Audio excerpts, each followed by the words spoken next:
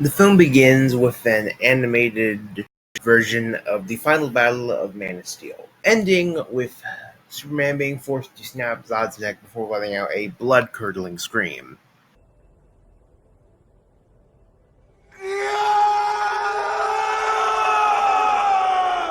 We then get an opening montage showing what happened in between the events of Man of Steel and this film. Superman fought many villains, including Livewire, Toyman, Ultrahumanite, Atomic Skull, Silver Banshee, and many others. And Jimmy Olsen also joined the Daily Planet. Play Jimmy, I'm gonna say Darren Criss. Cutting forward to the present day, the film truly begins when Perry White sends out Clark to interview Lex Luthor, who, by this point in the timeline, is kind of just your genius, billionaire, playboy philanthropist who hasn't really done anything bad in the public eye yet. There are rumors about him being up to some very shady experiments that he's funded. Clark interviews Luthor, and while Luthor seemingly is normal, Clark begins to suspect that he might be hiding something, as he speaks very illy of the Superman, seeing him as a threat to the world, which is understandable given all the destruction that was caused by Superman's fight against the Kryptonians in Man of Steel. Meanwhile, in Hell, it's been about a year since the events of the Has Been pilot. The hotel's finally starting to get some recognition, much to Charlie's delight. But while things are going mostly well at the hotel, Serpentius, wanting revenge of the Alastor for destroying his technology, builds a portal to the human realm, believing to get some technology from there and upgrade it to be useful against Alastor. It just so happens that when Serpentius ends up in the human realm, he ends up inside of LexCorp. Luthor initially tries to kill him. However, after realizing that they're really not so different because they both seek to take out a powerful adversary, they decide to team up. Using an experimental chemical, Luthor painfully transforms Rudy Jones into a monster known as the Parasite, which has the ability to suck out the power/life force from anything it touches. He intends to use it as an attempt to finally destroy Superman. Meanwhile, Serpentius sends out some of Luthor's war drones, which he intended to sell to the military, and sends them to Hell to attack Alastor. Alastor manages to defeat most of them. However, this was actually part of a trap that allowed Serpentius to open a portal to trap Alastor in the human realm by the staff, basically leaving him powerless. As Alastor makes his way across Metropolis without trying to make himself known, he ends up being one of the many witnesses to Superman battling the Parasite.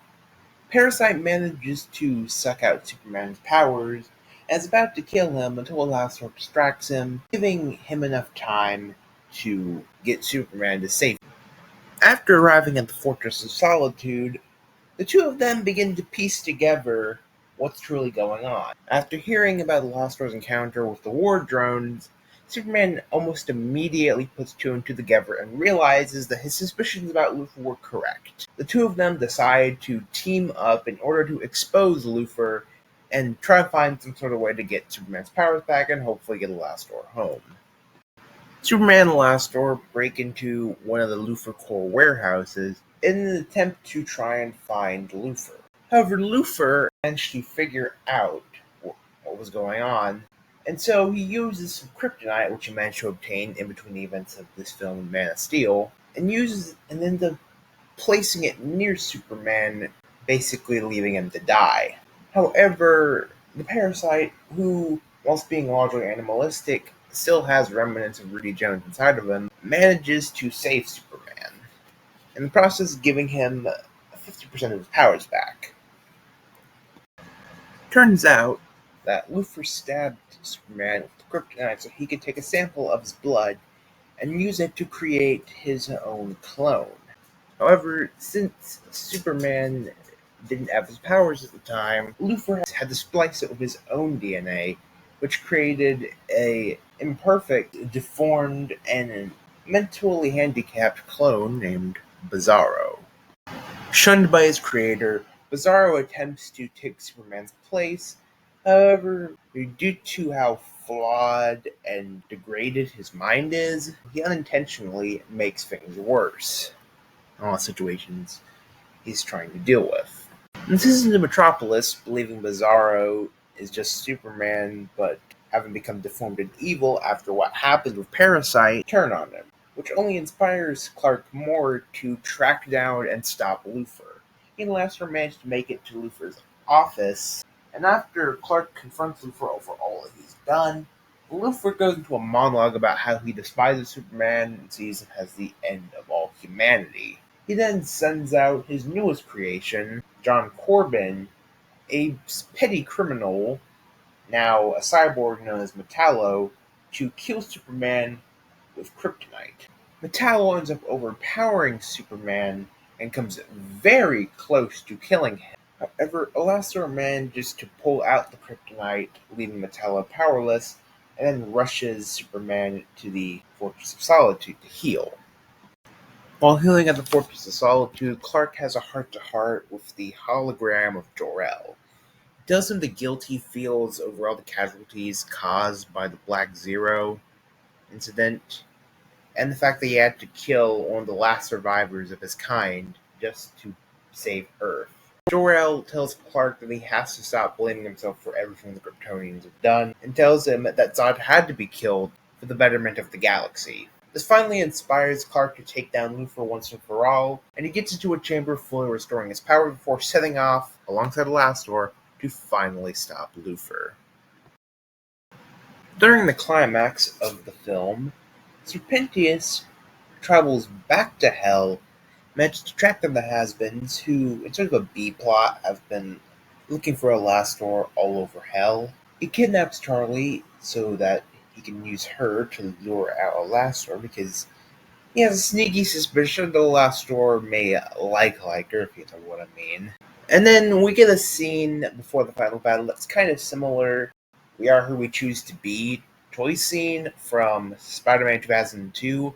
Basically, Luthor and Serpentius have set up two scenarios tied directly to Clark and Alastor's ethics. Luthor has a bus full of helpless citizens suspended in midair, while Serpentius has Charlie also suspended midair. And they basically want to test them by dropping both of those options at the exact same time, seeing if they will actually take the bait, because it's actually all just one big test.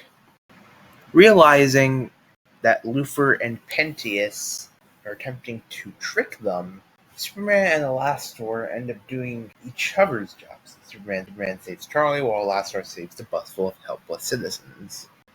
Luthor and Pentius are obviously very angered by this, and then we get the final battle, which is again Superman versus Lex Luthor, who dons his war suit, and Alastor versus Pentius. Eventually, Parasite and Bizarro show up and beat the ever-loving crap out of Luthor. They come very close to killing him, but Superman manages to convince them not to.